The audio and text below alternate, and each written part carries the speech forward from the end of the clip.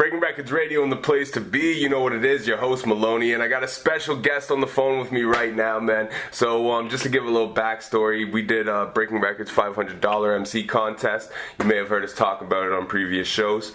But with that being said, this was the second place winner, and he was pretty confident he was going to get first place, you know, and I guess the upload must have failed. I think you guys cheated. And that's Coulter on the phone, though. Shout outs to Coulter, man. You absolutely fucking killed that shit. It's not. Don't shout out to Coulter. He sucks. He got second place in the fucking. Why are you even interviewing that guy? He got second place. Ain't nobody give a fuck about the second place guy. No, and you know what? You were very close. You're off by one vote. You know, so you were almost there. You were almost there, man. But you absolutely killed that shit. Tell me who the fuck didn't vote for me right now. I wish I could.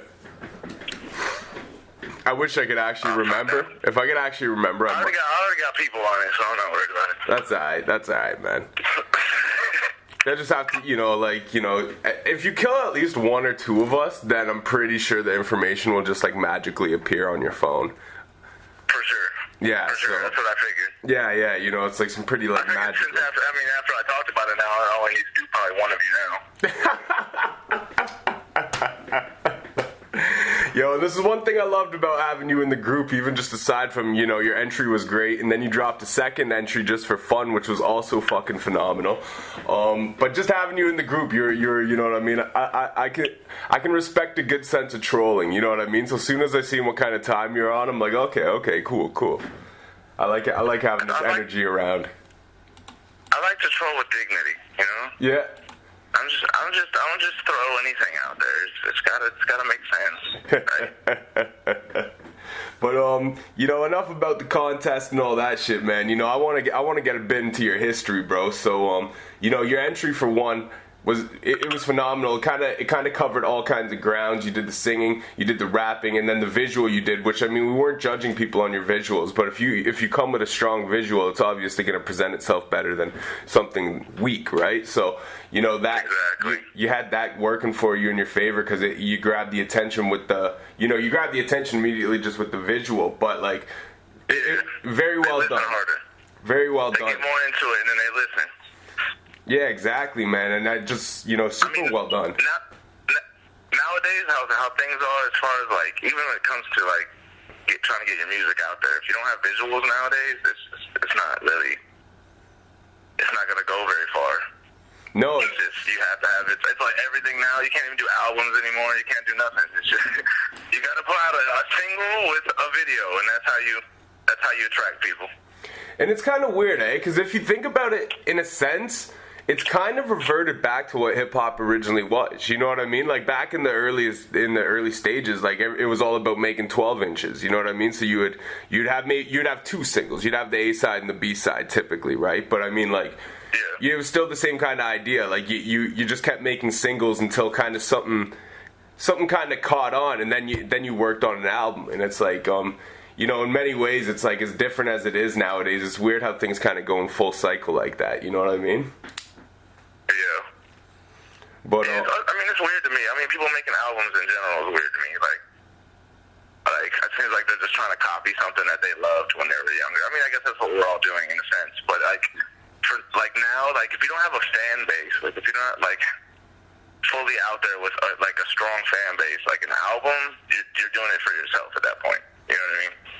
Yeah, and I honestly think that's kind of where music has become. It's I think that is what separates a lot of artists in a sense. It's if you are making an album, you are kind of doing it for yourself.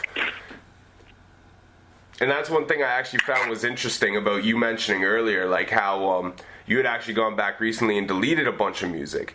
And is that kind of the same thinking behind that, opposed to having all this music out there, clouding up your name if someone goes to search for you? It's just very selective in your favorite songs. Yeah, that was for me mostly. That kind of set a bar for me. I'm always someone that can create something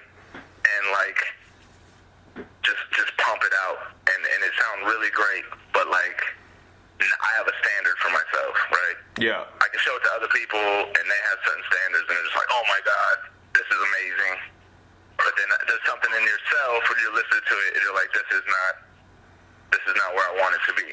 So Yeah. I deleted a lot of tracks that weren't complete in my mind, like where I would want them to be. Yeah.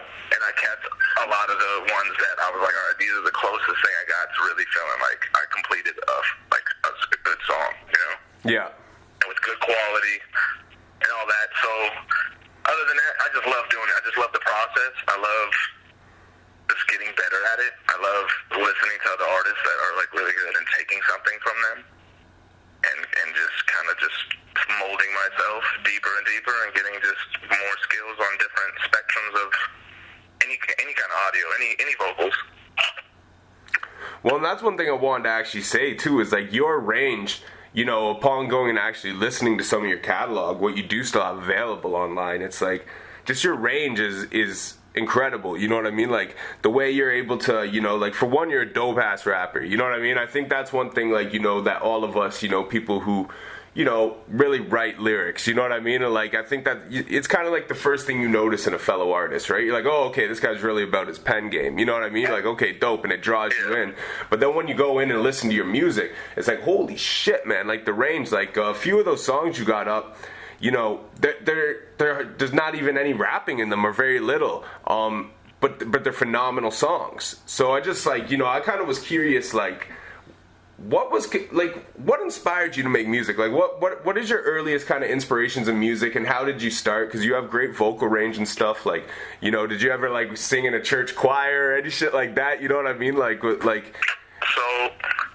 when I was real young, my mom sang a lot. Like nothing crazy or anything. She just would sing, and it got me just into singing in general, right? Whether I was good or not at that point. Yeah. But I did it a lot just for fun. So I got to probably, I don't know, 6th grade, and then our the chorus teacher was like a normal class every kid had, and school like took me outside, and they were like, hey, we have like these people that are trying to scout for kids to go for this prestigious boys choir or whatever they wanted to call it. And I was like, all right, whatever. Like I just thought it was funny. But then I actually was like, oh, I'm going to go try it out. Tried out. They ended up loving me. They put me in this boys choir. Travel all kinds of places when I was in there. For a little bit I was in there. I didn't really last long. But, yeah, got really good at that.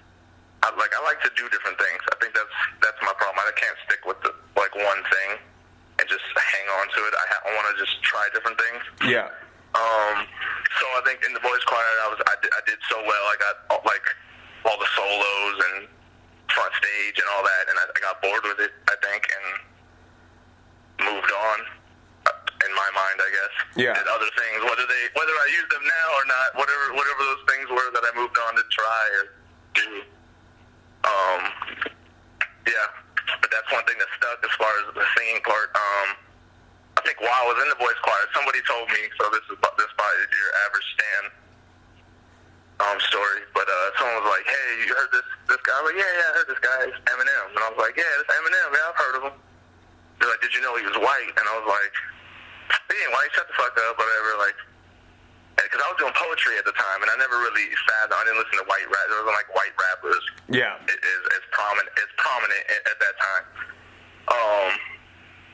Like early 90s, like you had some people, like some, but like barely. Like I wasn't a fan of any. I didn't really know of any. It was kind of like a corny thing, like in the 90s, like a white rapper. Like it was very much like a, you know, I think Vanilla Ice pretty much ruined it for everyone for years. You know what I mean? It was like, you know, no one wanted to touch a white rapper with a 100-meter pole. So I know exactly what you're saying, because I'm from that same era too. So I think Vanilla Ice gets about. I feel like we hate on people real easy when certain people dislike Eminem. We grew up on Eminem. A lot of us did. I mean, yeah. That was like the pinnacle guy for lyrical rap, right? Even all the big dogs and everybody agrees, and it just became that bar that was set. Yeah.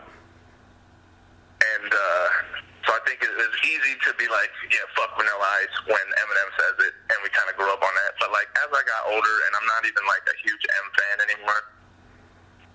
Like I don't like seek out any Eminem tracks or I hear the new one or anything like that. I've just kind of evolved in my own maturity and where I'm taking music is just different, and I'm trying to like venture out from that. I think for a long time now, but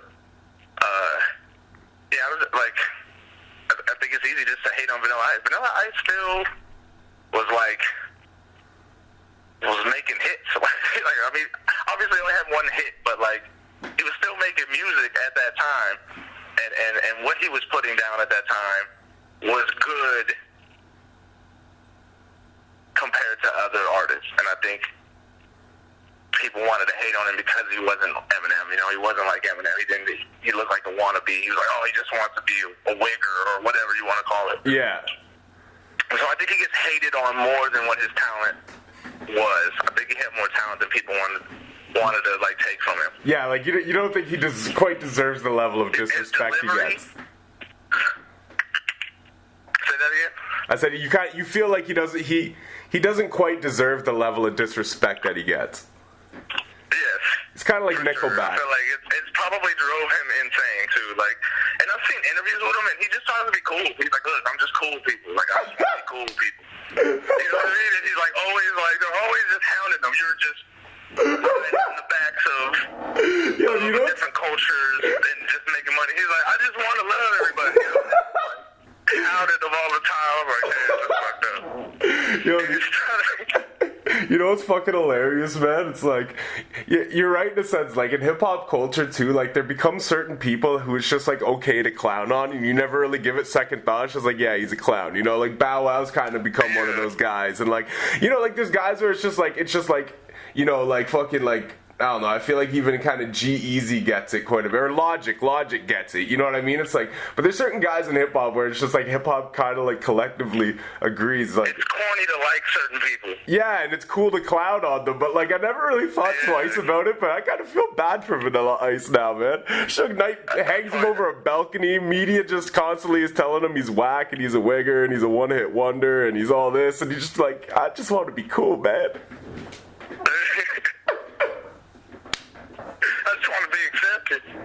Yo, that's hilarious, man. Yo, let's make some noise for Vanilla Ice, though. You know what I mean? Maybe we could bring Vanilla Ice back. You know, bring him back from the. And then he hated Eminem ever since, and joined that with that Juggalo shit. Oh yeah, man. And we ended up doing some Juggalo ICP shit.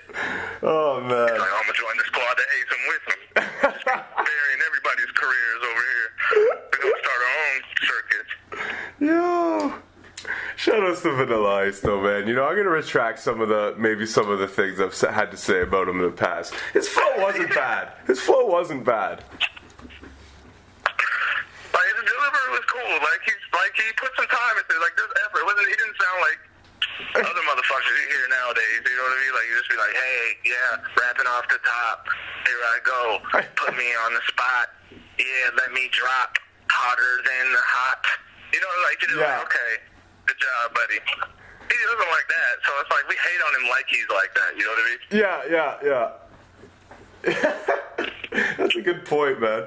But you know, let's get back into talking about you, my man. So oh yeah, my man. So hey. So I was listening to Eminem, and they were like, he's white, and I was like, no, and they were like, oh, hit me with a bio, like fucking. I want to say 50 pages, like they printed off their internet or off their computer, right? Yeah. About Eminem. This is like in, I don't know, 2001, I think. 2000. And I'm just like, oh shit, so I'm reading through this biography. This is the first time I even got like a biography on anybody. Yeah. For 50 pages, let alone this man, you know, that would soon inspire me to be a rapper. Yeah. So I'm looking through it, and it was like, yo, I could do that shit. So the first thing was cool because a lot of people that come into the game, or like, that's like coming to the game. That's the way to say it, right? Yeah. But like, want to start rapping in general. They just like rap. I don't know. I think they just like copy their favorite rapper and go, I'm gonna rap like this person. Yeah. But I did that, but I caught on to the way he wrote from the beginning. So like the very beginning of me writing my first rap, I was doing compound rhyming. I was doing multi-syllable rhyming. I was trying to fit as many words to make sense. The delivery was shitty, but like on paper, you read that shit and you were like, "Holy shit, this is your first ever rap," and you would like, yeah, I was really studying this motherfucker. Like, this is what everybody else was doing one word. This motherfucker has 12, and they'll rap another 12 against that 12. And you're like, okay. Yeah. I think that's what boosted my writing, like, heavily from the beginning. So I think after a while, I would just, like, writing became so easy that I just wanted to venture off in different writing. I wanted to be simpler in my writing. I wanted to be, catch dramatic attention, some kind of emotion, more than just firing at somebody, you know? Yeah. That energy, because that's a cool energy to have, but I wanted to give off different energy. I wanted to see if I could master other energies.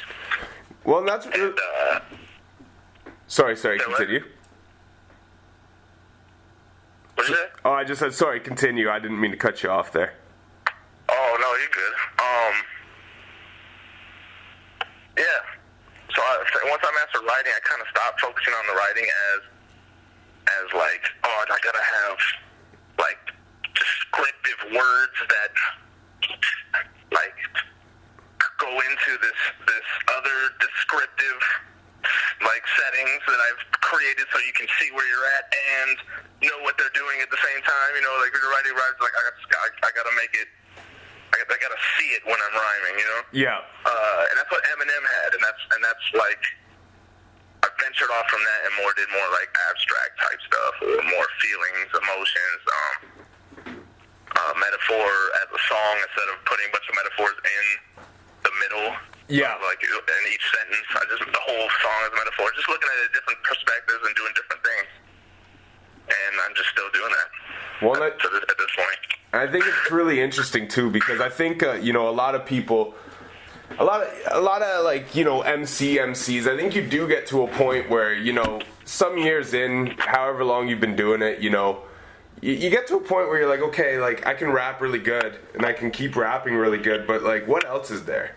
You know what I mean? Like it becomes very repetitive, and like as an MC myself, I experienced that, and I got to a point where I thought what I needed to do, because I just kept kind of like surpassing, my talent levels. And like, you know what I mean? It's almost like you explained in yourself being bored in the choir. It's like, after so long, winning so many battles and doing so many, you kind of like, you get bored. You're like, what else is there? So I created an album that I thought was literally...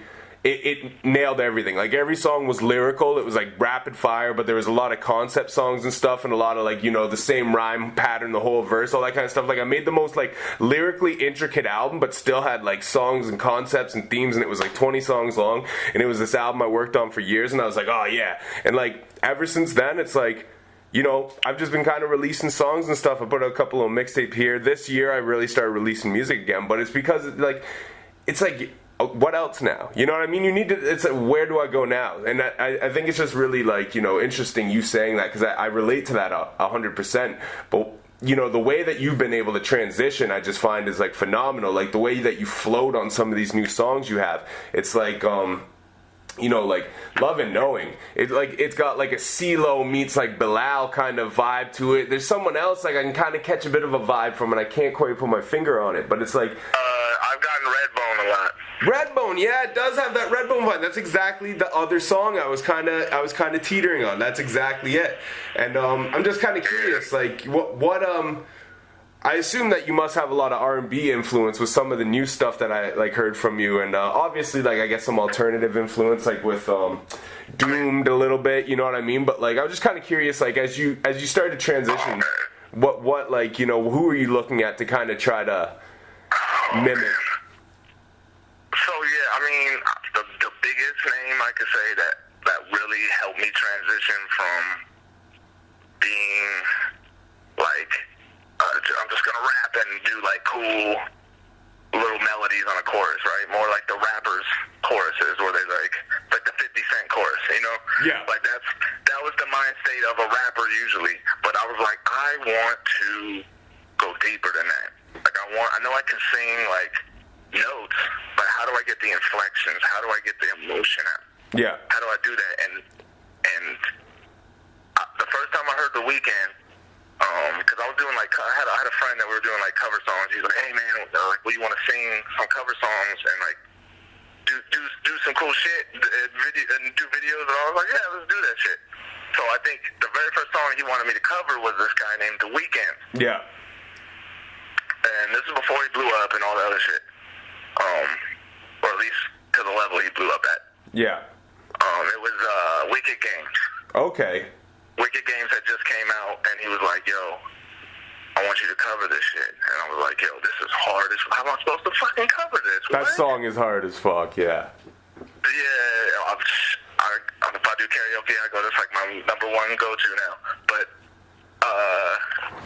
like, when it first was brought to me, it was such a challenge. I was like, how am I going to do it? Like, you think I'm going to be able to do this? Yeah. But, like, practicing it and really, like, listening to it as, like, critically and not like, oh, I'm just going to listen to it and feel it. And, yeah, like, really listening to every second of how he inflects his voice and how he keeps his notes at certain pitches and drown and, like, dips them and things like that, you know? Yeah. And, so, yeah, like, The Weeknd is probably the hugest artist, the biggest artist that impacted me for the transition from, like, the Eminem style or the attack with lyric style. Yeah.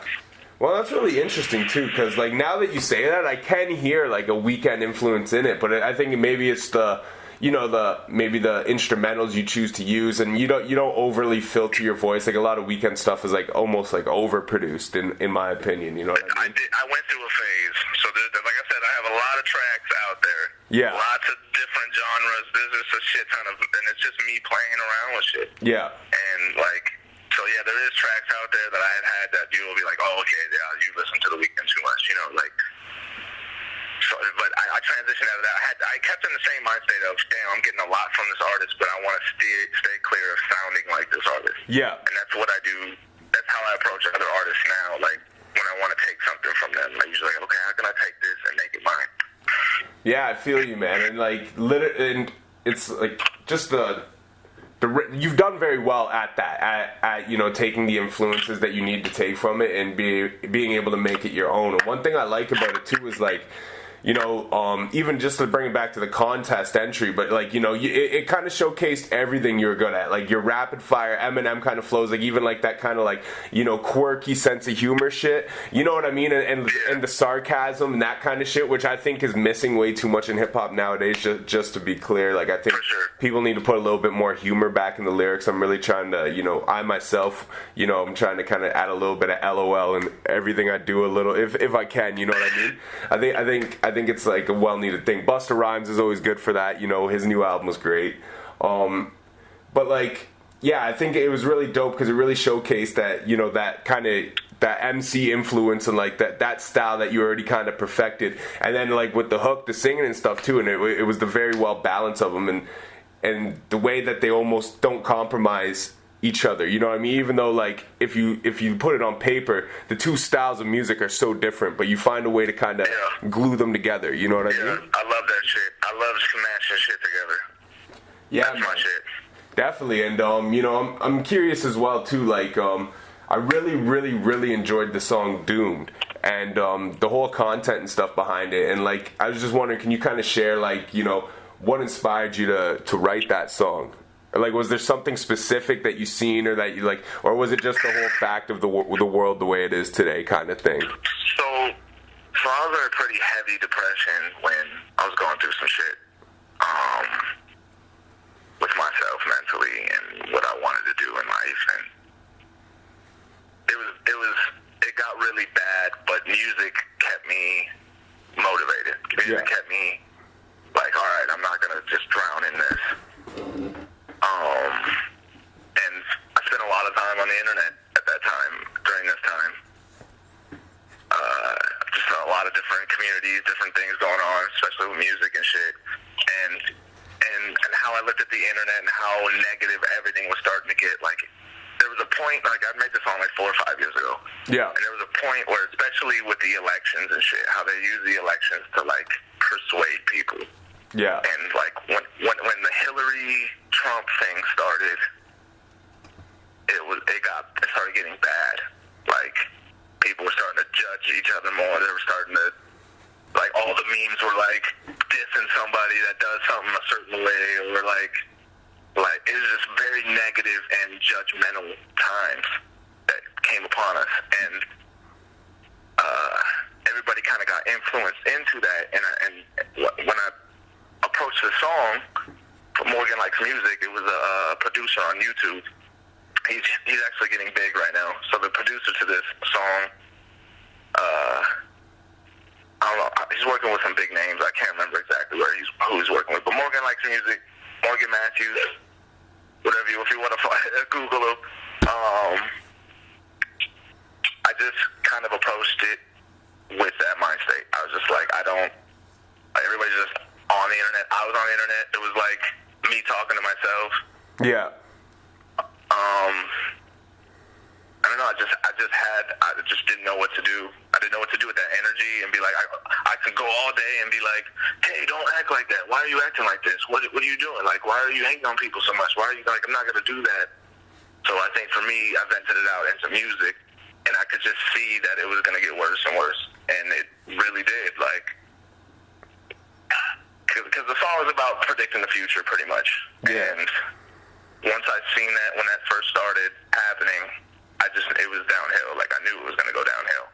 Well, and that's one thing I people find. Just kind of go with energy. It's like it almost trendy. It's trendy to hate on people, and trendy to be a certain, like, these certain memes that, I relate to this meme, and this meme's funny, so I want to be that person. And it kind of like is forming us as a society, if you think about it. Like, puts things into our mind that doesn't matter. We're constantly thinking about things that doesn't even matter and worried about it. And like, the internet just kind of became this huge joke. No, it's true, man. And I think it is. Sorry, I didn't mean to cut you off there. No, go ahead. I was just gonna say, but like, and I think that's one thing I found very interesting about the song. And then when you told me how long ago you made it, it's very on par. Like you're saying, like, I can see into the future. You know what I mean? Like, and this is gonna be fucked up. Like, we're doomed. And sure as shit, you fast forward the 4 or 5 years now, and this song is just as relevant today as it's ever been. You know what I mean? Like, with the election that just passed, and with everything going on, and like.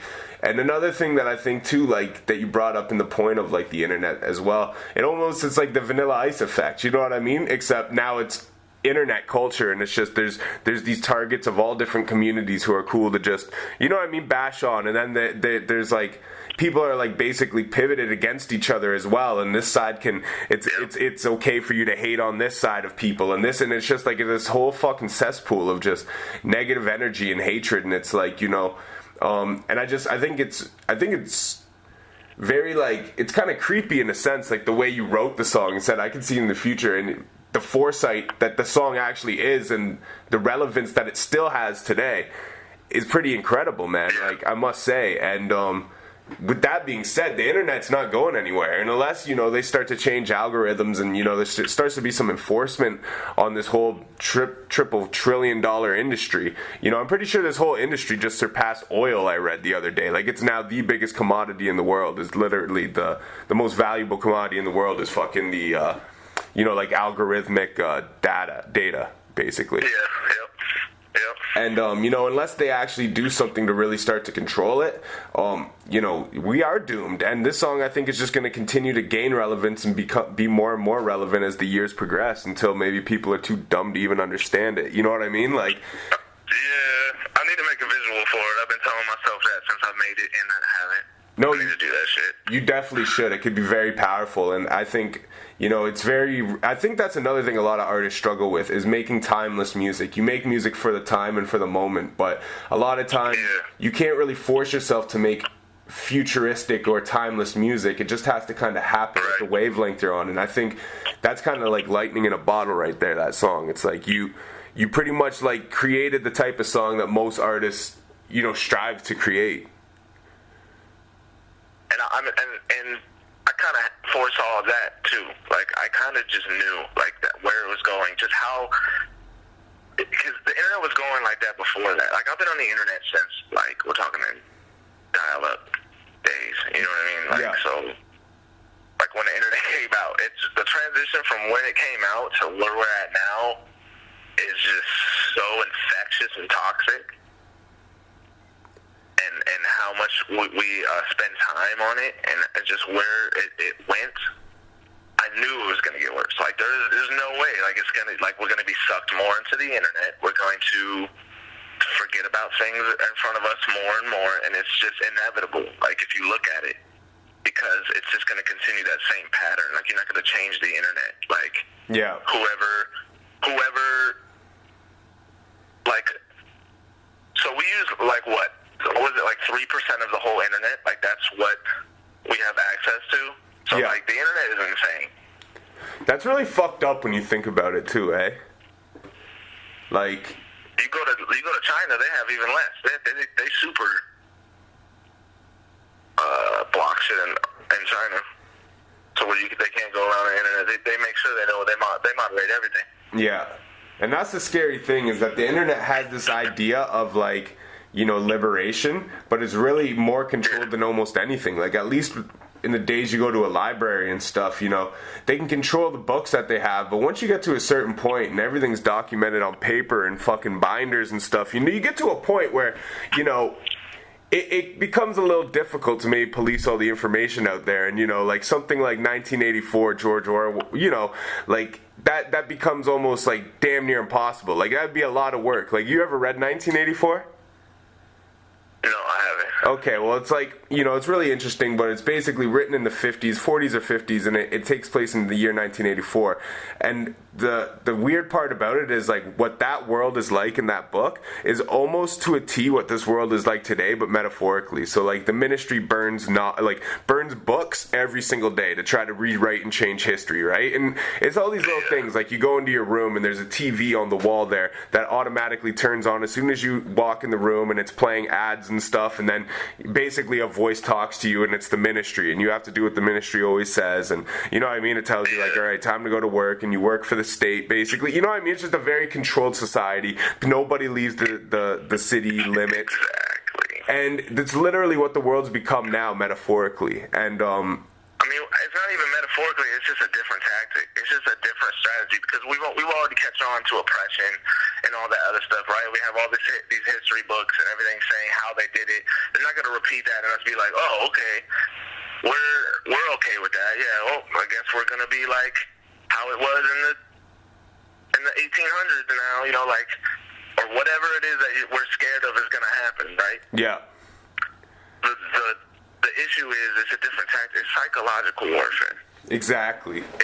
People are easy to manipulate at any moment. Every conversation is a manipulation, even if it's like subconscious. You're manipulating something. You're trying to get something going. You're trying to create a dialogue that's more meaningful or more entertaining or whatever you're going for.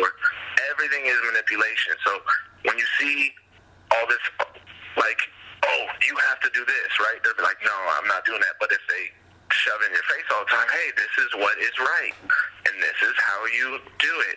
This is how you take care of yourself. This is how you live. This is, and then they show you, and then they show you all this other stuff that's bad. If you do this, you're a bad person. If you do this, so instead of telling you and making you, they kind of tell you and make you, like, by developing you, by molding you in a sense of, like, how you take in the information and what's going to be acceptable in society. So when you come out into society, all this information you're gathering from the internet or from media or from whatever is how you're going to react in society, right? Because you're like, oh, I saw that and I saw this. I saw people are scared to go on the street. I saw someone get shot on the street. Now I'm scared of the street. Like, and same reason why chicks feel like completely influences everything. Yeah. And I've noticed a lot of people just don't have the mind state to look at a bigger picture, like to think, hey, we're just human beings. All that is asked from us is to survive and everything else around that is made up. We made it up with our imagination. Yeah, exactly. You know, literally the only thing required of us is to live and reproduce and then die. And survive in the time in between. That's it. That's all nature requires of us. And you're absolutely right. Everything else is man-made. I often say, you know, and I don't want to divert and get too deep, you know, being that this is an interview, but, you know, just on that topic, because I find it a very interesting topic, and, you know, if the listeners don't, then I guess that sucks for them. But, you know, one thing I firmly believe is that language was the biggest goof of mankind. Because I feel like once we created word and written language, we were able to manipulate the mind into what it was able to believe through channels of words. You know what I mean? Exactly. Is another way to get. It's almost like digging into someone's brain. How do we get them? How do we control this person without just motivation in front of them, like waving our arms to give a motivation? Like, I feel like the language was created to manipulate, to put information to someone to make them think a certain way, right? Yeah. To make them, to put whatever you need to put in their head so that that's their motivation, so that that's what's in front of them, that's what their reality is. Yeah. And like, we don't need language. Like, I've always said that. Like, we don't even need language. Like, we made that up. So, like, for people to be like, this is right and this is wrong, it's like, nothing's right or wrong. There's no good or evil. There's no, like, that is all It's created. All made up. Like, we created all that. We're like ants. That's what we are. Yeah. We're, like, that, if you look at it in hindsight, we're an ant on the ground. And do you know what? We've created these ideas and things in our head that, hey, this is what needs to be special, and this is what's important, and this is what's real. And it's like, no, the only thing is real is I'm here right now and I need to eat, and that's it. Like, I need to survive, and that's the only reality. Everything else is like creating a video game. That's why people get sucked into video games. Yeah. They're like, I'm just stuck on this video game. This is life, because it's just the same thing as everything else. Are you surviving? Yes. Are you eating? Yes. Okay, so you're not going to... Okay, then that's all that's expected of you. We expect more. We've been trained to expect more. Yeah. We're trained to be like, we need to work. We need to do it like this, and it has to be like that. Or if you're not, you're a piece of shit. And it's like, okay. And do you know what the funniest thing is? Like, because I agree with you 100%, and it's like, you know, it contradicts, like, you know, what we try to do, you know, like, as an artist or a musician, unless you're at a point where, you know, you're already notable, you can't really, like, make the decision to, because I find a lot of, you know, artistic people think, that's kind of what separates artistic people from non-artistic people, is people who are able to look at the other side of the coin. You know, people who are able to look at things subjectively and see different layers and different perspectives of the world and why we're here and what it means to be human. You know what I mean? But yeah. You know, I think that's the big separation that kind of makes artists to begin with. But you know, it's a weird thing, man. It's a weird thing, because, you know, like, sometimes I say, I would love to just go off the grid and live in a fucking forest. You know what I mean? And, like, maybe, like, you know, have, like, a fucking, like, a landline phone that was, like, somewhere else in the forest that, like, you know, you could only access by, like, walking 20 minutes away or something. So, like, you had to be motivated to make a phone call, and that's just strictly to talk to, like, my parents. You know what I mean? Or, like, closest family or whatever. And, like, just live in a fucking forest and have no communication with the world. And, like, how lovely that might be. I would even do, like, see, this is how society shit. That's why people are like, oh, this, you don't like capitalism, or you don't like corporate. I call it corporatism because it's not really true capitalism. Yeah, no. You don't like capitalism, then that means you like communism, and you like, or whatever. You like, no other system has worked this well. It's because it hasn't been made. Yeah. Or it has, but it can be tweaked. So for me, I feel like you said, I'm going to go out in the woods and just be away from everybody. I would like to have that and have the closest people that I trust and I feel like would make a good community and create a community out of it. Yeah. And then that's my community, and that's how we get by. Everybody does different things so that we survive, and I trust all these people. These ain't people that I'm gonna like, you know, like, and it'll make you actually look and value people more if you looked at things like that too. And do you know what's crazy too? Because you're absolutely right. But once again, by saying that, it made me think, and it's like, you know, it's funny how that's like the type of life we would like to go back to and create, but that's the exact same way that societies get created to begin with, having communities. You know what I mean? So it's like, it's funny how like everything kind of reverts and goes full cycle, but I think that's like everything on Earth. You know, it's just like us. We die, we decompose, we go in the ground, our minerals and stuff go into the soil, and 5 years later, the roots of a tree will eat it, and then we'll become part of that tree, and then we'll get breathed. You know, we'll go out as carbon, or go out as oxygen out of the fucking tree and breathe into sun. You know what I mean? It's like life is just, everything in the world is a cycle. But I find that even, you know, socially and like in the way that our society is structured, these cycles happen as well too. You know, it's like almost inevitable. Like man can't create anything that doesn't move in a cycle. You know what I mean? Yeah. It's like the way. I feel like that's how it is. I feel like we're stuck in a pattern that we should already be out of. Yeah. And I think that's what is happening with society right now. Everybody's so mad. Everybody's like, I want something changed, or I want like this or that. This needs to happen like this. I'm sick of this. And it's like, that's because I feel like we're at a part where like we got to a point where we have knowledge in our hand now, right? Yeah. That's what books are now. Like in our hand at any point, you can have any book you want pretty much in the world in your hand at any time. Yeah. So we're past like learning. We don't even need to learn anymore. Yeah. Why would we need to learn? We have a fucking thing in our hand that tells us how to do everything. So we have that now. Why can't we separate and go like, all right, now we know how to live. We got to the process of how do we figure out how to make a society. How do we live in society? What would be a better community? Yeah. Instead of cramming everybody together, but we don't decide that as people. We can't just decide that. We have to go under their system.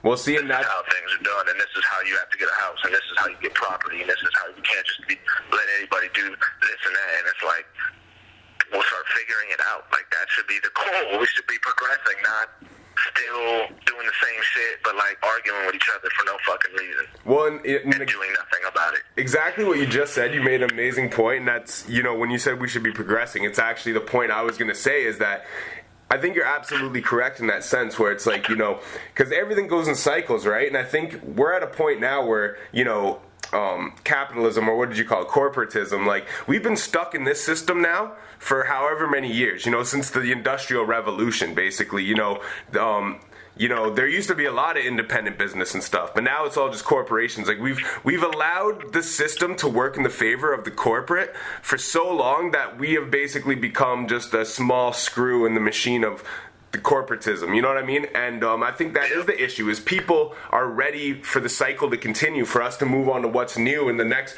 progressive way of moving forward. But we just keep getting sold the idea that we're progressive because, you know, we've allowed, gay marriages to happen now, even though that should have been allowed a long time ago. But like we get the sense in like society that like because of these small advancements that we're so progressive, but we're not. We're actually in a regressive state, and we've been regressing for decades. And I think that's where this like this inner like hatred comes amongst, you know, society, and why people are starting to target on each other, and they're able to manipulate us and make us so vulnerable and attack each other instead of the system, because we're all kind of going stir crazy in this fucking cycle that it's like a hamster wheel. It doesn't get us anywhere. Yep. Exactly. Yeah, man, it's crazy, but you know, I'm moving forward. We talk about this shit, we sit here and have a conversation about it, but that's as far as it goes. Yeah, exactly. But I feel like awareness is key. I feel like people need to be aware of, you're living in a imaginative world right now, but you got to have like a reality side to it. You got to look at it like what it is too. Exactly. Like if your reality crumbles at any moment, like, you know, Santa Claus isn't coming this year. Like all this fake shit that we've developed around us to make it seem like life is so, like, we're not just working for these people and making them rich. You know what I mean? Well, exactly. Like we're not just giving our time and our bodies and all that other stuff, when there could be a process where we actually can achieve more than, like, as long as money rules, it's like we're fucked. As long as things. We still have everything that we've been. We're talking about we're progressive. Go back to that point. Like, we didn't really progress. Like, we still have kings. Like, those are billionaires. Yeah. Like, those are modern kings. Like, we have kings. We just don't call them kings. We don't live in a kingdom, and then like people have to like it's a psychological. It's different. Yeah, it's exactly. The same thing, but they got us fooled thinking it's different, and that is what I meant earlier when I was talking about the psychological warfare. That's a part of it too. Yeah. No, man, you're absolutely correct, and you know, I could honestly go on talking about this for fucking ever, bro. You know, I love these kind of conversations. People are like, yeah, that's how I feel. Yeah, no, for real though, man. I love these conversations, but you know, the show is only an hour long, so I do want to have some time to play some of your songs at the end of the show here. But don't play listening. But before we get into that, just let me know, like, what do you got in the works for music-wise? Like, what can people expect from you? I know you kind of made the mention before albums. Fucking emoji shit, bro. Just straight up fire emoji shit from here on out. All right. I got a contest coming up that I want to be dropping. Actually, I could probably shout out the Trunks contest. I don't know if you ever heard of the producer Trunks. Okay. He has a $2,000 contest. Woo! If you look it up, TrunksBeats.com, I think it's TRUNXKS.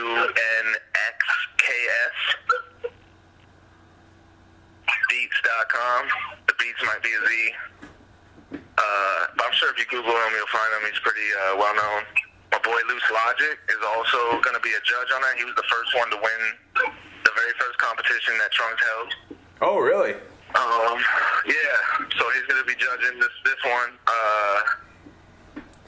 Yeah. If you guys want to get in on that, it's a pretty intense competition on that one. You know, it's not like you just get in front of a camera and just rap. They prefer lyric videos. So you don't even have to do a video if you don't want to. You could just do a lyric video. But it's definitely like you want to mix and master your track. You want to give them some polished stuff. Wow, that's interesting. I like that. I like that approach, actually. I'm going to check it out just to check it out. Like, do they have their entries, like, public? Like, you can see people's entries and shit? Yeah, so what happens is you put it on YouTube, and then you send in your entry. So you can either wait till last minute to let them judge it, you know, like give it to them, then they judge it. Or you can have it out there for a while. I'm probably not going to do it until last minute just because I don't want to set the bar. And then people go, what do I have to do to beat that bar?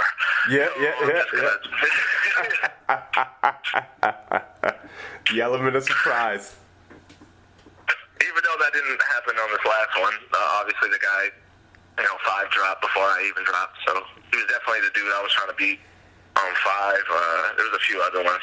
There were some really solid entries, man. There were some really solid entries, and you out of 200.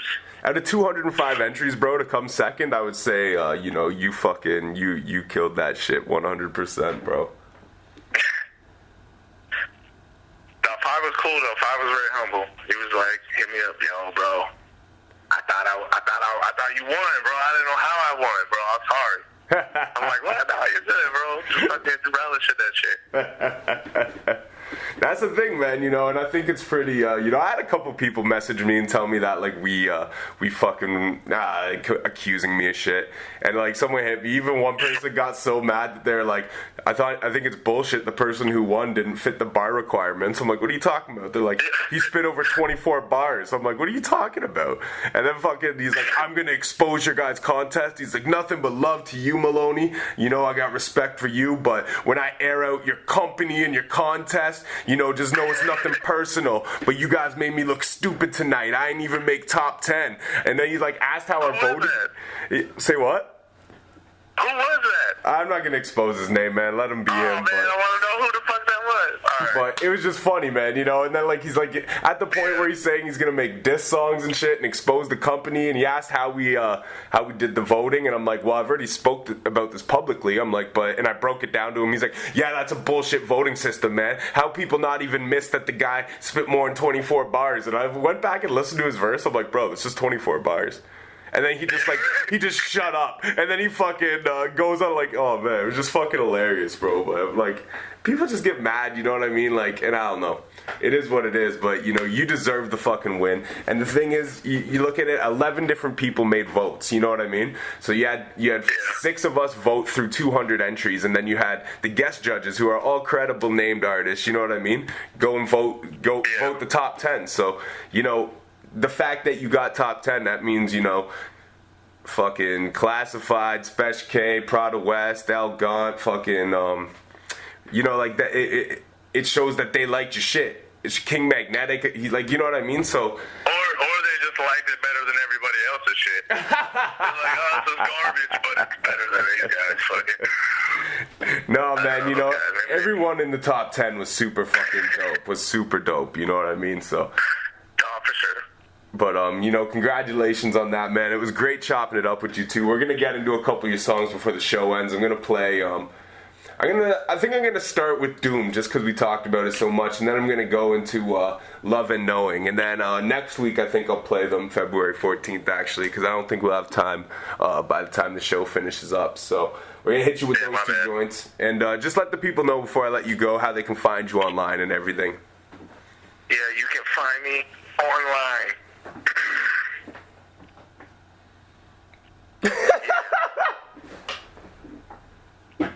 Online, a lot. I'm on it a lot. So if you see me there, hit me up. Oh my god. Oh, it's Coulter. That's my name. Fire emoji, and I got the right hand signal out right now. You can't see it because it's a phone interview, but I look pretty cool. So. Well, you know what? Just because we've already had this conversation, I'm not gonna let you troll them like that. If you want to find them online, it's official Coulter on all platforms, and that's Coulter. Who is that guy? Well, my man, giving out my personal information out like that. I didn't. See, I thought this was a private interview. Now you're gonna have people hit me up. Oh, dude, you're so dope. I don't want that shit, bro. Who wants that shit? We're all doomed, man. You might as well embrace it. We're all doomed. So we're gonna get into Doomed right now, but Coulter, thank you for your time, man. I look forward to building more with you in the future. I look forward to hearing more music you got coming out.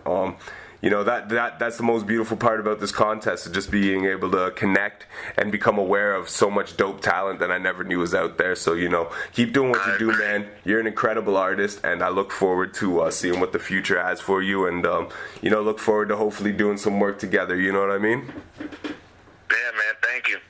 No doubt, my man. Have a blessed night, my brother. Thank you for your time. Hey, man, fire emoji it up, bro.